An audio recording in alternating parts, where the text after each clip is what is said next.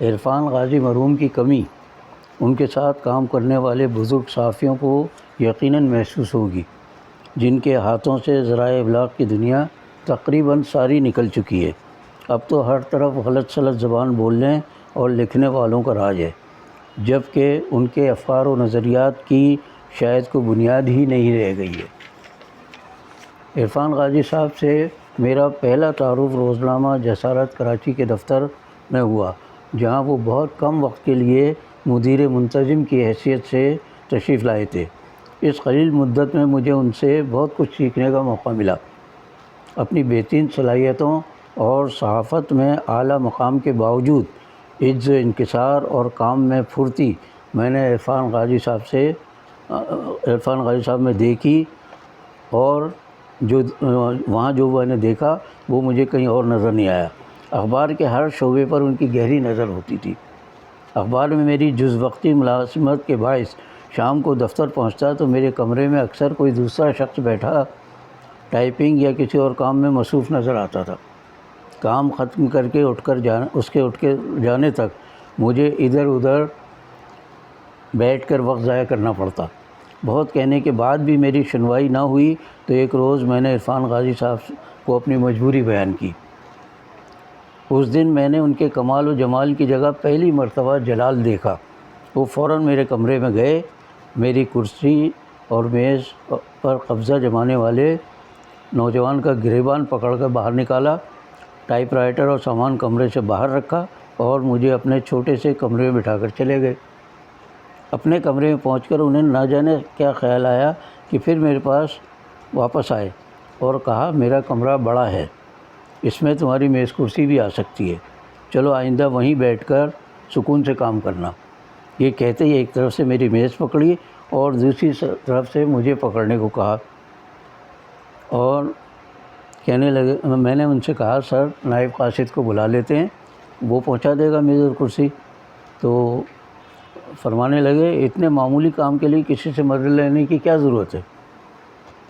چنانچہ ہم دونوں نے میز غازی صاحب کے کمرے میں پہنچائی۔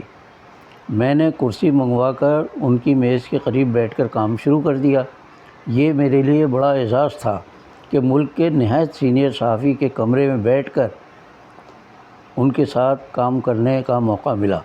میرے نزدیک وہ صرف صحافی نہیں بلکہ دونوں معنوں میں ولی تھے۔ ولی دوست کو کہتے ہیں، جس کی صحبت میں ایک ساتھ گزارنے کو مفکروں نے 1000 سال کی عبادت سے زیادہ افضل قرار دیا ہے۔ چنانچہ روزنامہ جسارت میں میری ذمہ داریوں میں ادارتی صفحے کی نگرانی، مضامین کی نوک پلک درست کرنا، ان کی کتابت کرانا، عنوان اور سرخیاں تلاش کر کے لکھوانا، حسب موقع تصویریں تلاش کرنا اور آخر میں پیسٹر کے ساتھ پورے صفحے کا لے آؤٹ بنوانا یہ شامل تھا۔ عرفان غازی صاحب کے کمرے میں بیٹھنے کا میرے لیے دوسرا اعزاز یہ تھا کہ برابر والے کمرے میں اخبار کے مدیر اعلیٰ شہید محمد صلاح الدین صاحب بیٹھتے تھے اور ہمارے درمیان صرف ایک بڑا شیشہ حائل تھا جس پر کوئی پردہ بھی نہیں پڑا تھا۔ ہم ایک دوسرے کی آواز تو نہیں سن سکتے تھے، البتہ ایک دوسرے کو دیکھ سکتے تھے۔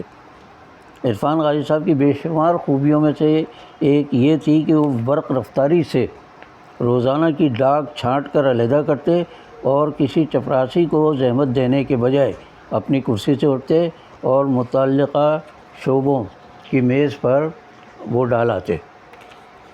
وہ اخبار کے ہر صفحے اور ہر شعبے پر گہری نظر رکھتے تھے۔ انہیں انگریزی، اردو، عربی، فارسی، ترکی، فرانسیسی اور نہ جانے کتنی زبانوں پر عبور حاصل تھا۔ ان اخباروں میں انہیں کوئی اہم خبر اور رپورٹ نظر آ جاتی تو فوراً اس کا ترجمہ کرتے، اس لیے کہ اتنی زبانیں کوئی بھی نہیں جانتا تھا، تو اس کا ترجمہ کر کے اشاعت کے لیے دے دیتے تھے۔ ان سے ہم نے سیکھا کہ اخبار کے لیے آنے والے ڈھیروں مضامین میں سے ہر ایک کو پورا پڑھنا ضروری نہیں ہے۔ ہر مضمون کاغذ کے اوپر دائیں جانب سے وتر کے انداز میں ڈالتے ہوئے بائیں طرف نیچے تک آ کر اندازہ کیا جا سکتا ہے کہ مضمون میں کتنی جان ہے۔ یہ انہوں نے سکھایا ہمیں کہ مضمون سامنے رکھیں اور اوپر سے نیچے تک وتر کے انداز میں نیچے تک لے کر آئیں، اور وہاں آپ کو پتہ چل جائے گا ایک نظر ڈالنے سے یہ مضمون اشاعت کے قابل ہے یا نہیں، اگر نہیں ہے تو اس کو فوراً ردی کی ٹوکری میں ڈال دیں۔ صرف اسی مضمون کو غور سے پڑھا جائے جو قابل اشاعت ہو، ضرورت کے مطابق اس کی زبان درست کی جائے اور سرخی نکال کر کتابت میں دے دی جائے، جو آج کل کمپوزنگ کہلاتی ہے، اس لیے کمپیوٹر سے ہوتا ہے۔ ان کی اس ہدایت سے میری رفتار میں واقعی بہت اضافہ ہوا۔ عرفان قاری صاحب نے ادارتی صفحے کے ہر مضمون کی سرخی کے لیے 4 سطر اور 3 کالم کا سائز متعین کر دیا تھا کہ اخباری ادارتی صفحے پر جو بھی مضمون لگے گا اس کی سرخی 4 سطر 3 کالم کی ہوگی۔ میں روزانہ 4 سطر 3 کالم کی مناسبت سے سرخی کے الفاظ چنتا اور سلیم ساغر نامی کاتب کے حوالے کر دیتا۔ چنانچہ کاتب مذکور نے میرا نام ہی یہ رکھ دیا۔ میرے دفتر میں داخل ہوتے ہی وہ زور سے پکارتے، آ بھائی 4 سطر 3 کالم کی حال ہے تیرا، بالکل اس طرح بولتے، آ بھائی 4 سطر 3 کالم کی حال ہے تیرا۔ سلیم ساغر بہت اچھے اور سینئر خوشنویس تھے، ان کی عمر مجھ سے زیادہ تھی، اس لیے میں نے ان کی بات کا کبھی برا نہیں مانا۔ آج کی نشست میں اتنا ہی۔ ان پر عرفان قاری صاحب پر ایک اور نشست رکھوں گا انشاءاللہ، اس پر گفتگو کروں گا، اور آج کے لیے اتنا ہی۔ آپ سے اس درخواست کے ساتھ اجازت چاہتا ہوں کہ آپ میرے اس پروگرام کو اگر کسی قابل سمجھتے ہوں تو آگے بڑھانے میں میری مدد کیجیے، باقی بشرط زندگی باقی۔ اللہ حافظ۔